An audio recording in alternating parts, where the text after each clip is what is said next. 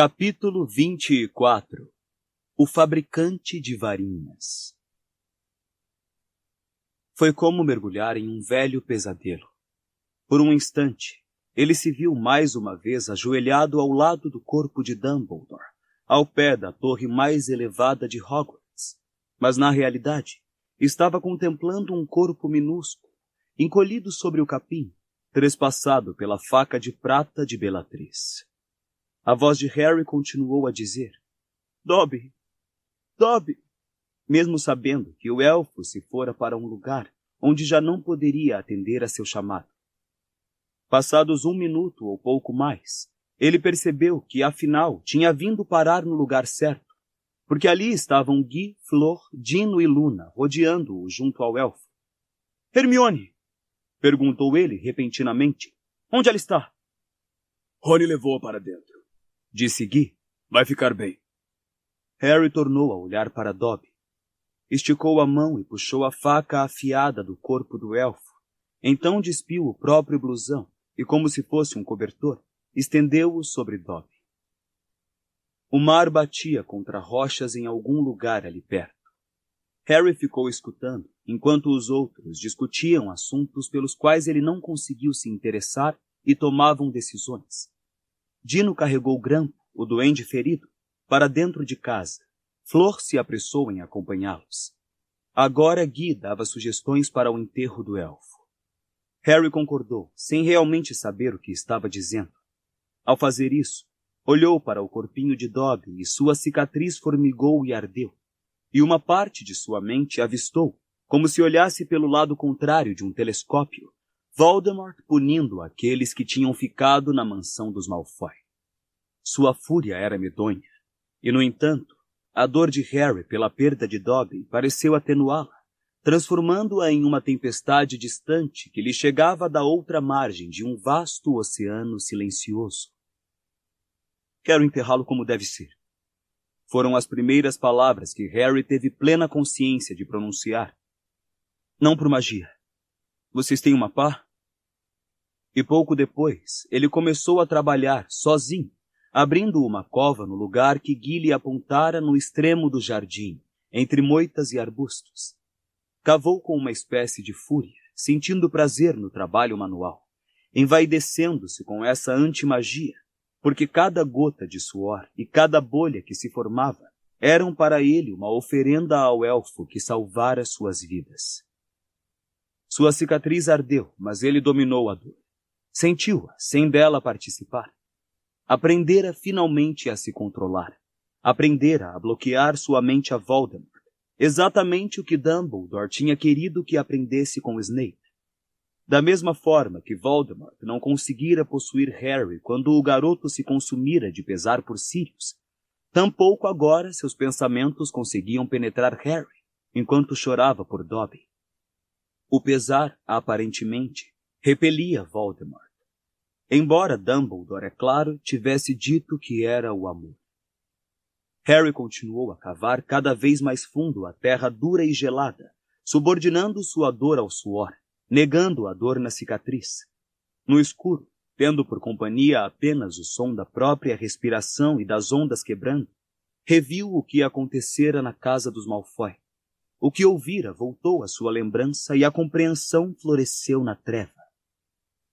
O movimento compassado dos seus braços acompanhava o ritmo dos seus pensamentos. Relíquias. Horcruxes. Relíquias. Horcruxes. Entretanto, ele já não ardia com aquele desejo obsessivo e estranho. A perda e o medo tinham-no extinguido. Sentia-se como se tivesse levado um tapa para despertar. Cada vez mais fundo, Harry penetrava na cova e sabia onde Voldemort tinha estado aquela noite e quem ele matara na cela mais alta de Nurmengar e por quê. E ele pensou em Rabicho, morto por um mínimo impulso inconsciente de piedade. Dumbledore previra aquilo. Que mais teria sabido? Harry perdeu a noção do tempo. Sabia apenas que a noite clareara quando Rony e Dino vieram se juntar a ele. Como está Hermione? Melhor, disse Rony. Flor está cuidando dela. Harry tinha a resposta pronta se lhe perguntassem por que simplesmente não cavara uma cova perfeita com a sua varinha, mas não precisou usá-la. Os amigos pularam para dentro do buraco que ele já fizera, trazendo paz, e juntos trabalharam em silêncio até a profundidade parecer suficiente. Harry aconchegou melhor o elfo em seu blusão. Rony sentou-se na beira da cova, tirou os sapatos e as meias e colocou-os sobre os pés descalços do elfo. Dino conjurou um chapéu de lã, que Harry pousou com cuidado na cabeça de Dobby, abafando suas orelhas de morcego. Devíamos fechar os olhos dele. Harry não ouvira os outros se aproximarem no escuro. Guy estava trajando uma capa de viagem, Flor um grande avental branco, com um bolso do qual saía uma garrafa em que Harry reconheceu a esquelece. Hermione veio embrulhada em um robe emprestado, pálida e vacilante. Rony abraçou-a pela cintura quando ela se achegou. Luna, que se agasalhara com um dos casacos de Flor, agachou-se e colocou carinhosamente os dedos sobre as pálpebras do elfo, fechando-as sobre o seu olhar vidrado. Pronto, disse baixinho. Agora ele poderia estar dormindo. Harry colocou o elfo na cova, ajeitou suas perninhas para parecer que estava descansando. Então saiu e contemplou uma última vez o pequeno corpo. Esforçou-se para não cair no choro ao se lembrar do funeral de Dumbledore, das muitas fileiras de cadeiras douradas, com o ministro da magia sentado à frente e a enumeração dos feitos de Dumbledore, a magnificência do túmulo de mármore branco. Sentiu que Dobby merecia um funeral igualmente pomposo. Contudo, o elfo jazia entre moitas e arbustos, em um buraco toscamente cavado. Acho que deveríamos dizer algumas palavras, sugeriu Luna. Eu falo primeiro, posso? E como todos olharam para ela, Luna se dirigiu ao elfo morto no fundo da cova.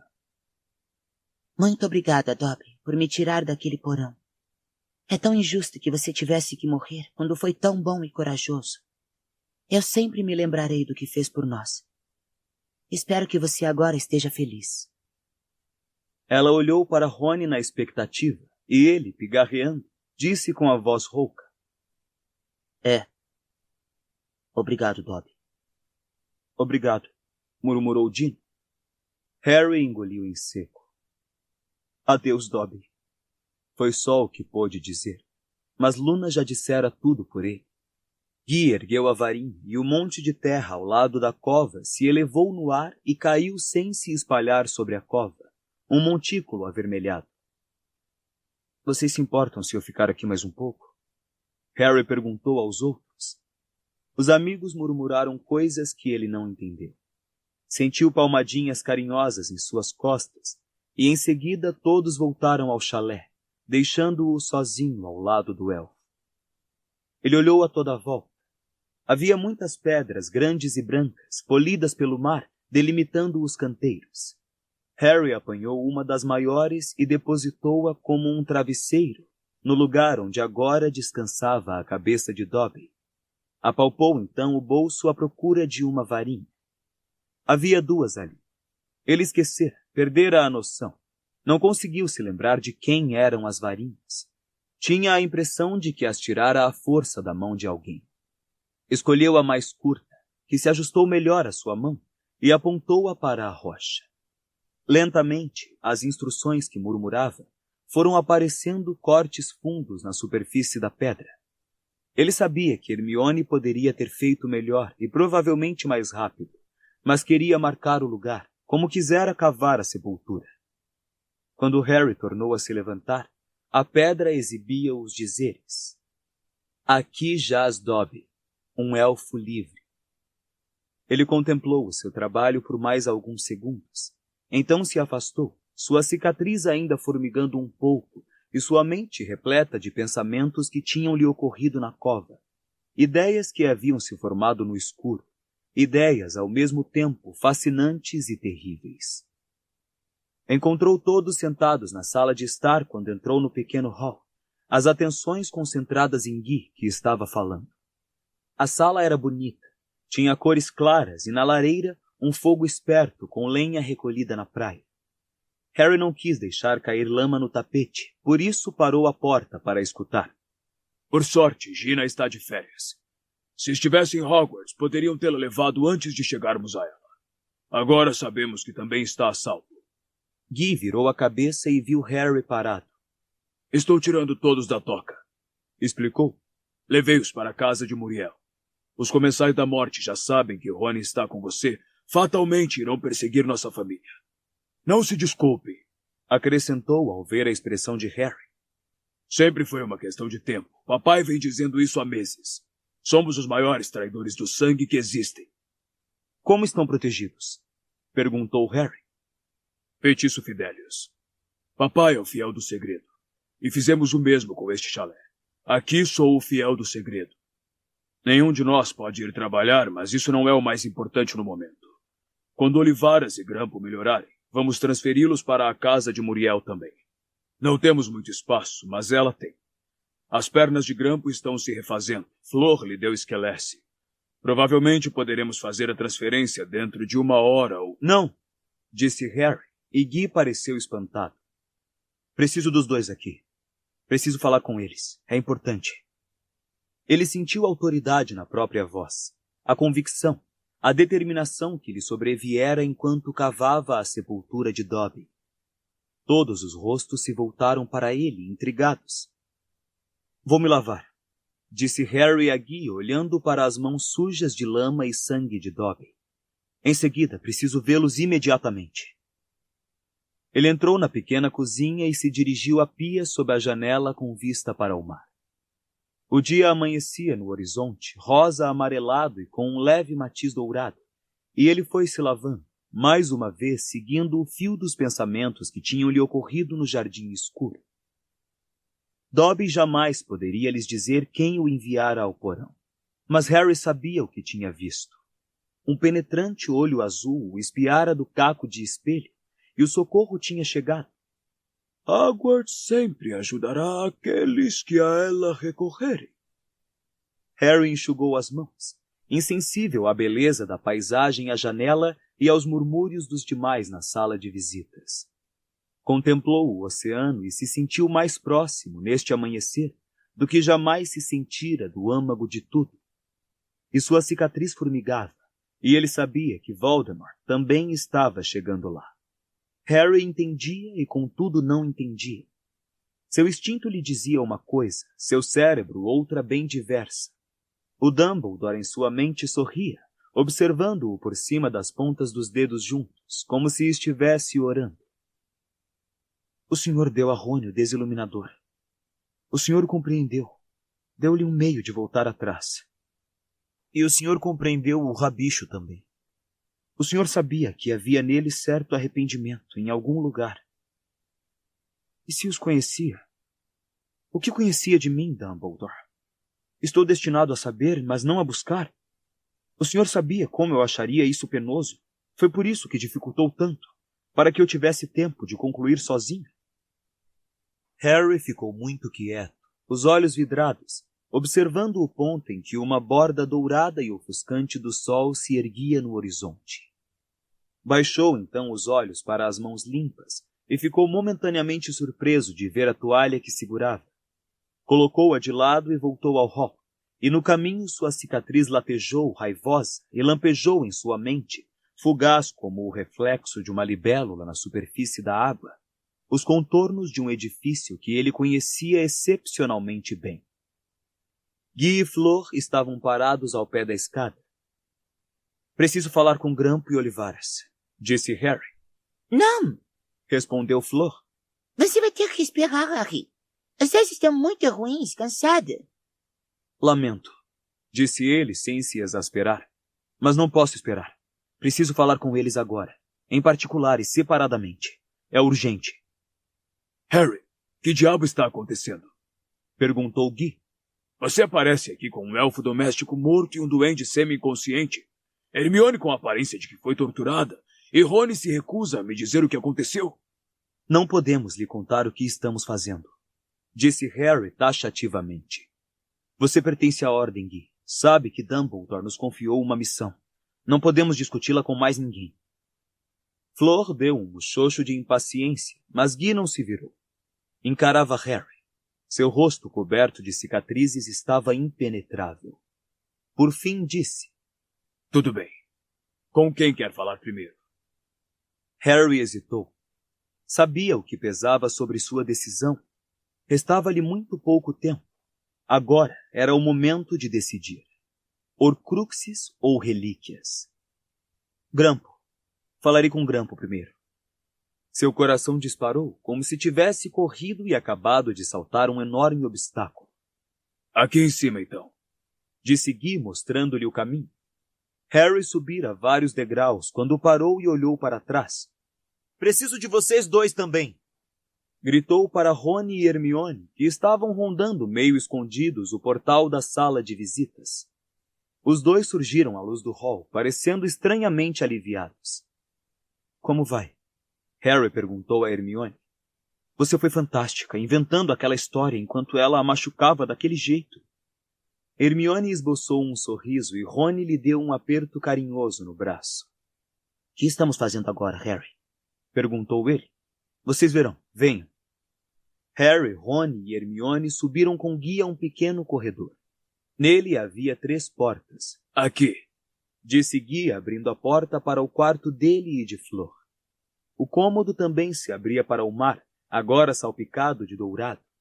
Harry aproximou-se da janela, deu as costas para a vista espetacular e aguardou, os braços cruzados, a cicatriz formigando.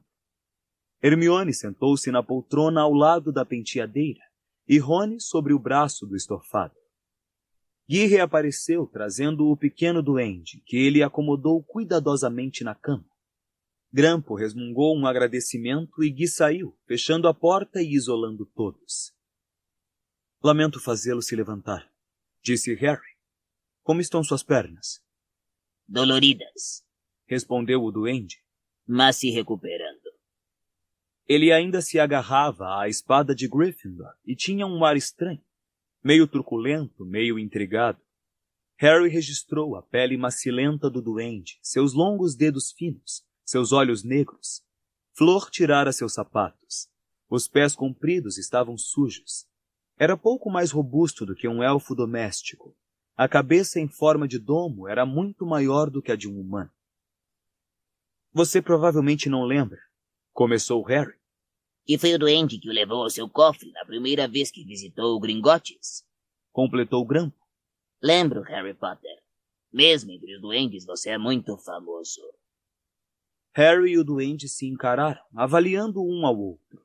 Sua cicatriz continuava a formigar.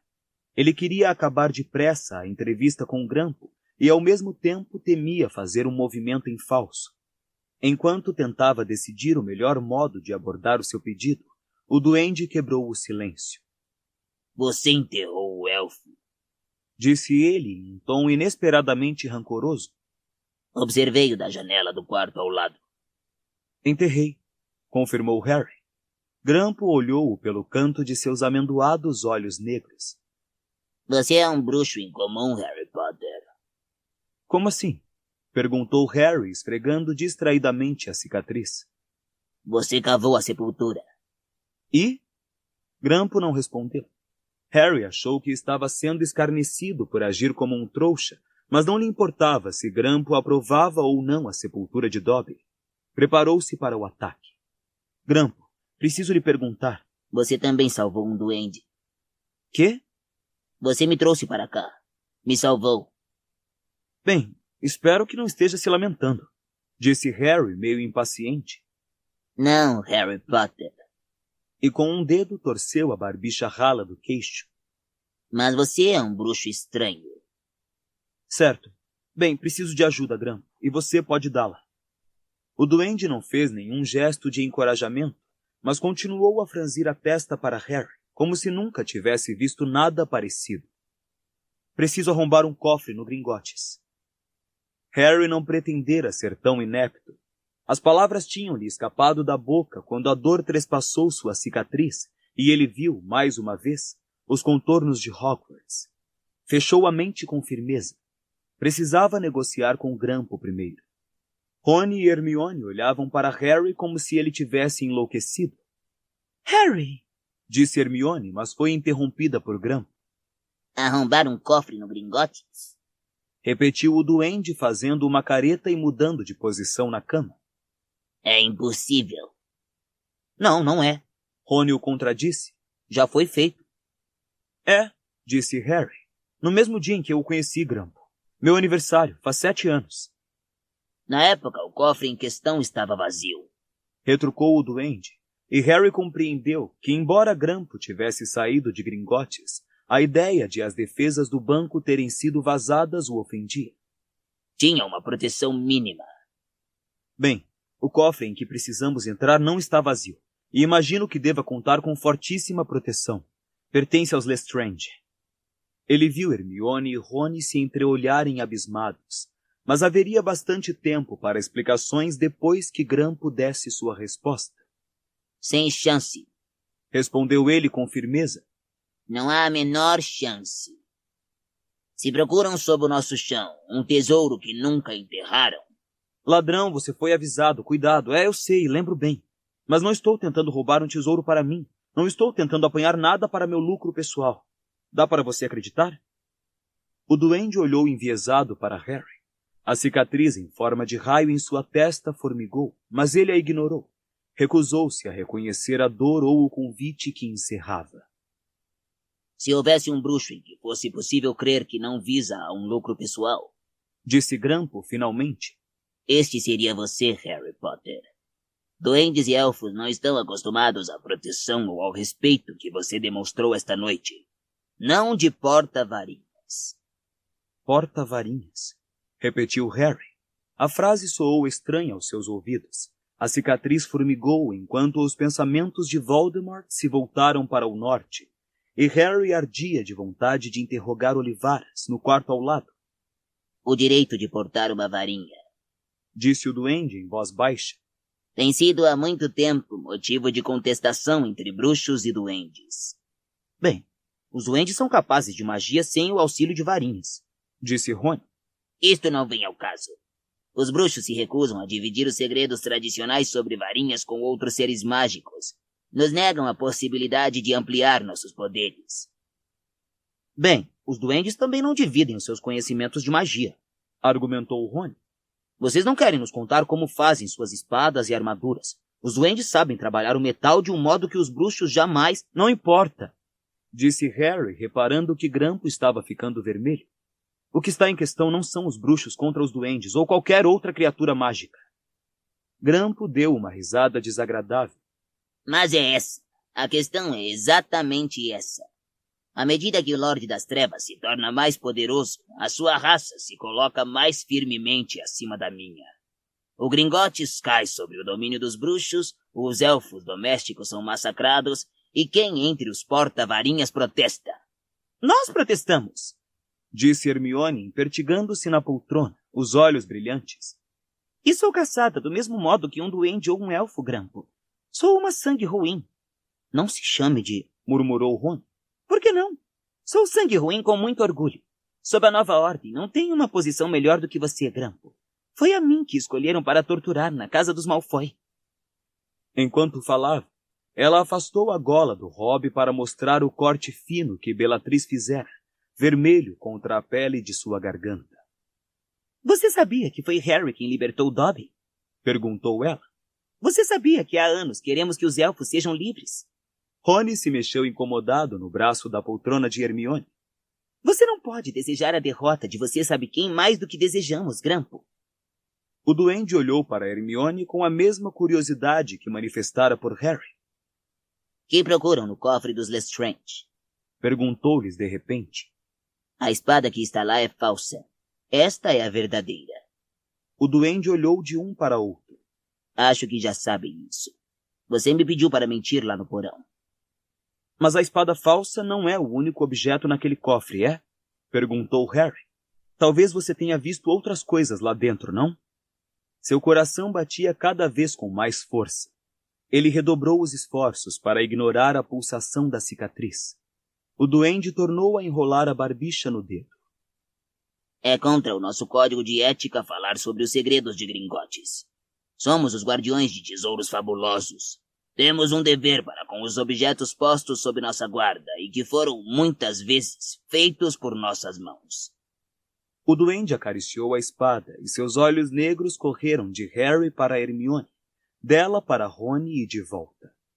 Tão jovens, disse finalmente, para estarem lutando contra tantos. Você nos ajudará?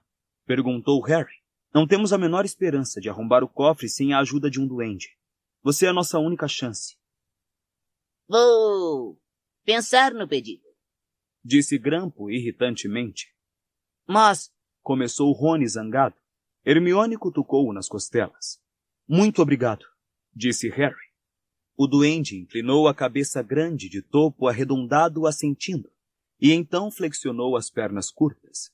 Acho, disse ele, acomodando-se ostensivamente na cama de Guy e Flor, que aquela esqueleste já fez efeito.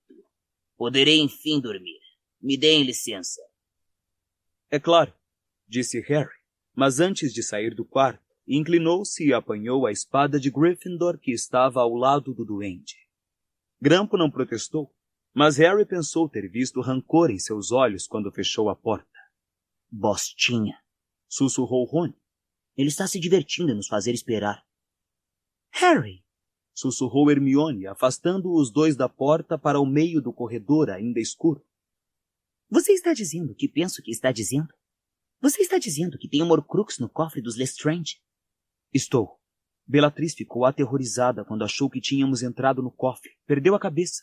Por quê? Que achou que tínhamos visto? Que mais pensou que poderíamos ter levado? Alguma coisa que a deixou apavorada que você sabe quem descobrisse. Mas pensei que estávamos procurando lugares em que você sabe quem tivesse estado. Lugares em que tivesse feito alguma coisa importante. Disse Rony desconcertado. Ele algum dia entrou no cofre dos Lestrange? Nem sei se algum dia ele entrou no Gringotts, disse Harry. Quando era mais moço, jamais guardou o ouro lá, porque ninguém lhe deixou nada. Mas teria visto o banco por fora na primeira vez que foi ao beco diagonal. A cicatriz de Harry latejou, mas ele não deu atenção. Queria que Rony e Hermione entendessem a questão do Gringotts antes de falarem com Olivaras. Aposto como ele teria invejado qualquer um que possuísse a chave de um cofre no Gringotts. Acho que a teria considerado um verdadeiro símbolo de que se pertence ao mundo bruxo. E não esqueçam que ele confiava em Bellatrix e no marido. Foram os servos mais dedicados antes de sua queda e saíram à sua procura quando ele desapareceu. Você sabe quem disse isso na noite em que voltou. Eu ouvi. Harry esfregou a cicatriz. Mas acho que não disse a Bellatrix que era o Horcrux. Jamais contou a Lúcio Malfoy a verdade sobre aquele diário. Provavelmente disse a ela que era um objeto de estimação e lhe pediu para guardá-lo no cofre. O lugar mais seguro do mundo para qualquer coisa que se queira esconder, segundo Hagrid, à exceção de Hogwarts. Quando Harry terminou de falar, Rony sacudiu a cabeça. Você realmente entende ele? Bocadinhos apenas, respondeu Harry. Bocadinhos. Eu gostaria de ter entendido tanto assim Dumbledore. Mas veremos. Vamos a Olivaras agora. Rony e Hermione pareciam perplexos, mas impressionados ao acompanharem o amigo, que atravessou o corredor e bateu a porta oposta à de Guy e Flor. Um débil "Entre", respondeu-lhes. O fabricante de varinhas estava deitado em uma das camas de solteiro, distante da janela. Permanecera preso no porão mais de 1 ano, e Harry sabia que fora torturado pelo menos em uma ocasião. Estava emaciado. Os ossos do rosto destacavam-se nitidamente na pele amarelada. Seus grandes olhos cinzentos pareciam imensos nas órbitas fundas. As mãos que estavam sobre o cobertor poderiam pertencer a um esqueleto. Harry sentou-se na cama vazia, ao lado de Rony e Hermione. Dali não se via o sol nascente. O quarto dava para o jardim sobre o penhasco e a cova recém-aberta. Sr. Olivaras, me desculpe incomodá-lo, disse Harry. Meu caro rapaz. A voz de Olivaras era fraca. Você nos salvou. Pensei que fôssemos morrer naquele lugar. Jamais poderei lhe agradecer. Jamais agradecer o suficiente. Ficamos felizes em salvá-los. A cicatriz de Harry latejou. Ele sabia, Tinha certeza que praticamente não lhe restava tempo para chegar ao alvo antes de Voldemort, nem tentar impedi-lo. Sentiu um assomo de pânico. Contudo, tomara sua decisão quando optara por falar com Grampo primeiro. Fingindo uma calma que não sentia, apalpou a bolsa no pescoço e tirou a varinha partida. — Sr. Olivaras, preciso de sua ajuda. — O que precisar? Respondeu o fabricante de varinhas, fraco. — O senhor pode consertar isso? É possível. Olivaras estendeu-lhe a mão insegura e Harry colocou em sua palma as duas metades quase soltas. — Azevinho e pena de fênix, disse Olivaras com a voz tremida. 28 centímetros. Bem flexível. Sim. O senhor pode... Não. Sussurrou Olivaras. Lamento muito, muito mesmo. Mas uma varinha que sofreu tal dano não pode ser consertada por nenhum meio que eu conheça. Harry se preparara para ouvir isso, mas ainda assim foi um choque.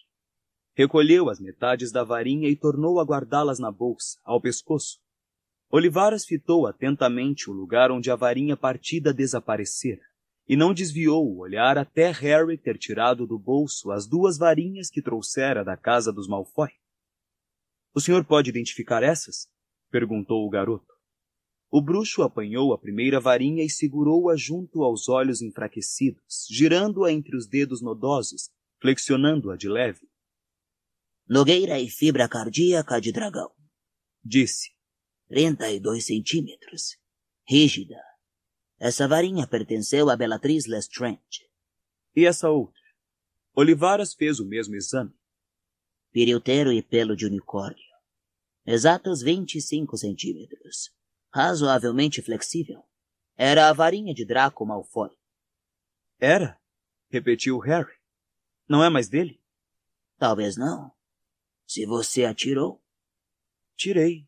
Então talvez seja sua.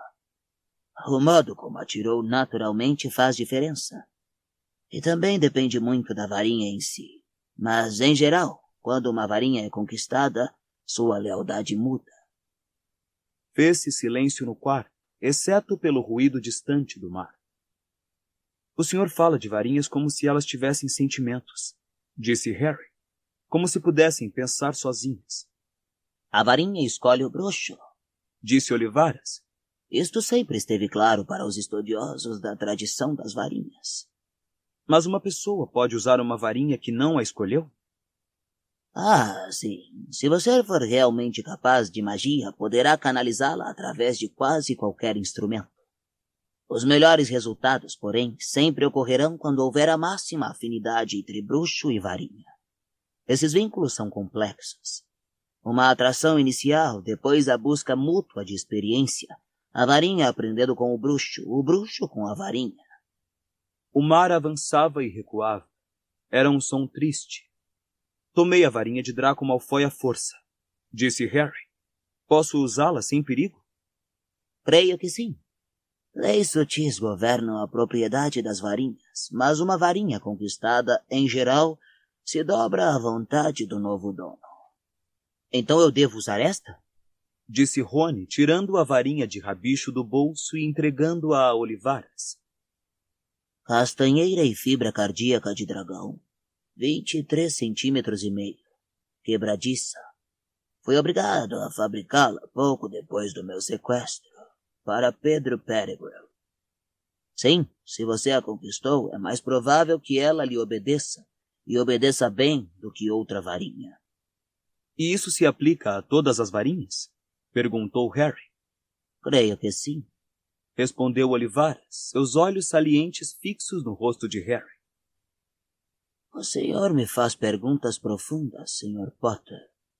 A tradição das varinhas é um ramo misterioso e complexo da magia. Então não é necessário matar o dono anterior para se apossar realmente de uma varinha? Perguntou Harry. Olivaras engoliu em seco. Necessário? Não, eu não diria que seja necessário matar. Mas há lendas. E ao dizer isso, o seu coração acelerou. A dor na cicatriz se tornou mais intensa. Teve certeza de que Voldemort decidira pôr sua ideia em prática. Lendas sobre uma varinha ou varinhas que passaram de mão em mão por assassinato. Olivaras empalideceu. Sobre o travesseiro muito branco, ele parecia cinza clara, e seus olhos enormes, injetados de sangue e salientes, talvez expressassem medo. Apenas uma varinha, acho, sussurrou ele. E você sabe quem está interessado nela, não é? Perguntou Harry. Eu... Como? Exclamou Olivaras rouco e olhou para Rony e Hermione pedindo ajuda. Como sabe disso? Ele queria que o senhor lhe dissesse como vencer a ligação entre as nossas varinhas. Olivaras ficou aterrorizado. Ele me torturou. Você precisa entender. A maldição Cruciatus. Eu não tive escolha senão contar o que sabia, o que imaginava saber. Compreendo. O senhor lhe falou dos núcleos gêmeos? O senhor disse que ele precisava apenas pedir emprestada a varinha de outro bruxo? Olivaras estava aterrado, paralisado pela extensão do que Harry sabia. Assentiu lentamente. Mas não funcionou. Continuou Harry. A minha ainda derrotou a varinha emprestada. O senhor sabe por quê? Olivaras balançou a cabeça tão lentamente quanto assentira. Eu nunca tinha ouvido falar nisso. O senhor e a sua varinha realizaram um feito único aquela noite. O vínculo entre os núcleos gêmeos é extremamente raro. Ainda assim, por que a sua varinha teria partido a varinha emprestada, eu não sei. Estávamos falando de outra varinha, a que troca de mãos por assassinato. Quando você sabe quem se deu conta de que a minha varinha tinha feito uma coisa estranha, ele voltou para lhe perguntar sobre a outra varinha, não foi? Como sabe? Harry não respondeu. Voltou, sussurrou Olivaras. Queria saber tudo o que eu pudesse lhe dizer sobre a varinha da morte, varinha do destino ou a varinha das varinhas. Harry olhou de esguelha para Hermione. Ela parecia perplexa. O Lorde das Trevas, respondeu Olivaras em tom ao mesmo tempo abafado e temeroso. Sempre se contentara com a varinha que eu fabricara para ele. Teixo e pena de fênix, 34 centímetros, até descobrir o vínculo entre os núcleos gêmeos. Agora precisa de outra varinha, mais poderosa, porque acha que é o único meio de vencer a sua. Mas logo ele saberá, se é que já não sabe, que a minha está irremediavelmente partida, disse Harry baixinho. Não! Exclamou Hermione em tom assustado. Ele não pode saber isso, Harry. Como poderia? Priori incantatem, respondeu Harry. Deixamos a sua varinha e a de Ameixeira Brava na casa dos Malfoy, Hermione. Se eles as examinarem direito e as fizerem recriar os feitiços lançados recentemente, constatarão que a sua partiu a minha, que você tentou e não conseguiu consertá-la, e concluirão que estou usando a de Ameixeira Brava desde então. A pouca cor que ela recuperara desde a sua chegada desapareceu do seu rosto. Rony lançou a Harry um olhar de censura e disse: Não vamos nos preocupar com isso agora. O Sr. Olivaras, no entanto, interferiu. O Lorde das Trevas não está procurando a varinha das varinhas apenas para destruí-lo, Sr. Potter. Está determinado a possuí-la porque acredita que ela o tornará verdadeiramente invulnerável. E tornará? O dono da varinha das varinhas sempre deve temer um ataque. Mas a ideia do Lorde das Trevas possuir a varinha da morte, devo admitir, é formidável.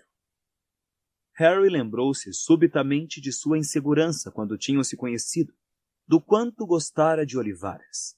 Mesmo agora, depois de torturado e preso por Voldemort, a ideia de o Bruxo das Trevas possuir a varinha parecia fascinar e causar aversão ao fabricante de varinhas na mesma medida.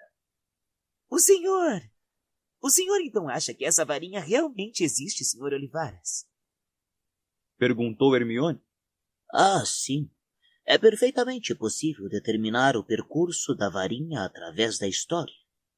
Há lacunas, é claro, e bem grandes, onde ela desaparece de vista, temporariamente perdida ou escondida, mas sempre reaparece. Ela tem certas características reconhecíveis aos estudiosos da tradição das varinhas. Há relatos escritos, alguns obscuros, que eu e outros fabricantes de varinhas nos propusemos a estudar. Eles têm um tom de autenticidade. Então o senhor não acha que pode ser um conto de fadas ou um mito? Perguntou Hermione, esperançosa. Não. Se precisa ser transmitida por assassinato, eu não poderia afirmar. A história é sangrenta, mas isto talvez se deva apenas ao fato de ser tão desejada e despertar tanta paixão nos bruxos. É imensamente poderosa, ameaçadora nas mãos erradas, e é um objeto que exerce imenso fascínio em todos os estudiosos do poder das varinhas. Senhor Olivares, disse Harry, o senhor informou a você sabe quem que Gregorovitch tinha em seu poder a varinha das varinhas, não foi? Se é que era possível, Olivares empalideceu ainda mais. Parecia um fantasma quando engoliu em seco.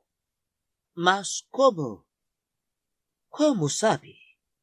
Não importa como sei, respondeu Harry, fechando os olhos momentaneamente ao sentir a ardência na cicatriz e vendo, por segundos apenas, a rua principal de Hogsmeade, ainda escura, porque estava situada muito mais ao norte.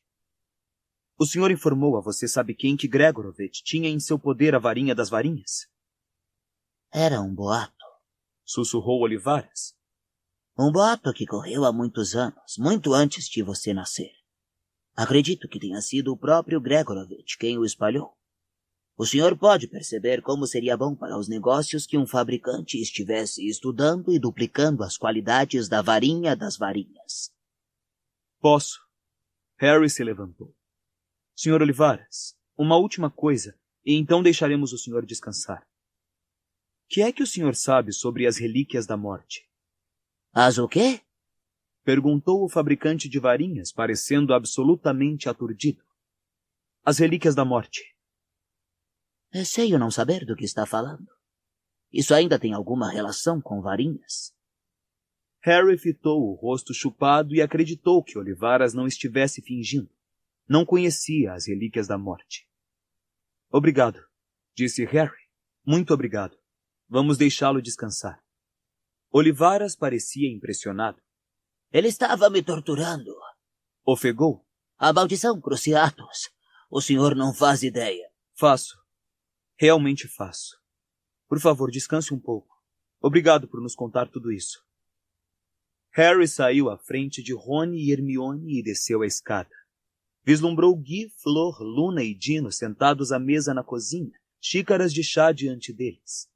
Todos ergueram os olhos para Harry quando passou pela porta, mas ele apenas acenou com a cabeça e continuou em direção ao jardim, Rony e Hermione em seus calcanhares. O monte de terra vermelha que cobria Dobby destacava-se adiante, e Harry seguiu para lá, sentindo sua dor de cabeça se intensificar. Era agora um enorme esforço bloquear as visões que se impunham à sua mente, mas ele sabia que teria de resistir um pouco mais. Logo cederia, porque precisava saber se a sua teoria estava correta. Mais um breve esforço, apenas para poder explicar tudo a Rony e Hermione. Muito tempo atrás, Gregorovitch teve em seu poder a varinha das varinhas. Vi você sabe quem tentando encontrá-lo. Quando conseguiu, soube que não estava mais com Gregorovitch. Grindelwald lhe roubara a varinha. Como Grindelwald descobriu que estava com Gregorovitch, eu não sei. Mas se o fabricante de varinhas foi suficientemente burro de espalhar esse boato, não deve ter sido muito difícil. Voldemort estava às portas de Hogwarts. Harry o via parado ali, e via também a lanterna balançando à luz da alvorada se aproximando cada vez mais. E Grindelwald usou a varinha para se tornar poderoso. E no auge do seu poder, quando Dumbledore percebeu que era o único que poderia detê-lo, travou um duelo com Grindelwald e tomou-lhe a varinha das varinhas. Dumbledore tinha a varinha das varinhas? Admirou-se Rony. Mas então, onde está agora? Em Hogwarts. Respondeu Harry lutando para permanecer com os amigos no jardim. Mas então vamos, disse Rony com urgência. Harry, vamos buscá-la antes que ele a consiga. É tarde demais para isso. Harry não conseguiu se conter. Levou as mãos à cabeça, tentando ajudar sua mente a resistir. Você sabe quem sabe onde está. E está lá agora. Harry! Exclamou Rony, furioso. Há quanto tempo você sabe disso? Por que estivemos perdendo tempo? Por que conversou com o Grampo primeiro? Poderíamos ter ido. Ainda podemos ir. Não, disse Harry e caiu de joelhos no capim. Hermione tem razão. Dumbledore não queria que eu a possuísse. Não queria que eu a tomasse. Queria que eu encontrasse as Horcruxes. A varinha invencível, Harry, gemeu Rony. Minha obrigação é encontrar as Horcruxes. E agora tudo estava fresco e escuro. O sol apenas visível no horizonte enquanto ele deslizava ao lado de Snape, atravessando os jardins em direção ao lago. Daqui a pouco irei me juntar a você no castelo, disse com sua voz aguda e fria. Deixe-me agora. Snape fez uma reverência e voltou pelo mesmo caminho, sua capa preta esvoaçando as costas. Harry caminhou lentamente, aguardando o vulto de Snape desaparecer. Não seria bom que Snape, nem ninguém, visse aonde estava indo. Mas não havia luzes nas janelas do castelo e ele poderia se esconder. E em um segundo, lançou sobre si mesmo um feitiço da desilusão que o ocultou até dos próprios olhos. E continuou andando, contornando o lago, apreciando os contornos do castelo, seu primeiro reino, seu direito por nascimento. E ali estava, ao lado do lago, refletindo-se nas águas escuras, o túmulo de mármore branco, uma mancha desnecessária na paisagem familiar. Ele sentiu mais uma vez um assomo de controlada euforia, aquela sensação intoxicante de propósito na destruição. Ergueu a velha varinha de teixo. Que apropriado que este fosse o seu último grande ato. O túmulo se abriu da cabeceira aos pés. O vulto amortalhado continuava tão comprido e magro como fora em vida. Ele tornou a erguer a varinha. A mortalha se abriu. O rosto estava translúcido, pálido, encovado, contudo quase perfeitamente preservado. Tinham-lhe deixado os óculos sobre o nariz torto. Ele sentiu desprezo e vontade de rir. As mãos de Dumbledore estavam cruzadas sobre o peito, e ali estava ela, presa sob as mãos, enterrada com ele. Será que o velho tolo imaginara que o mármore ou a morte protegeriam a varinha? Será que pensara que o Lorde das Trevas teria medo de violar o seu túmulo? A mão aranhosa mergulhou e arrebatou a varinha de Dumbledore, e quando a segurou, uma chuva de faíscas voou da sua ponta, salpicando o corpo do seu último dono, finalmente pronta para servir a um novo senhor.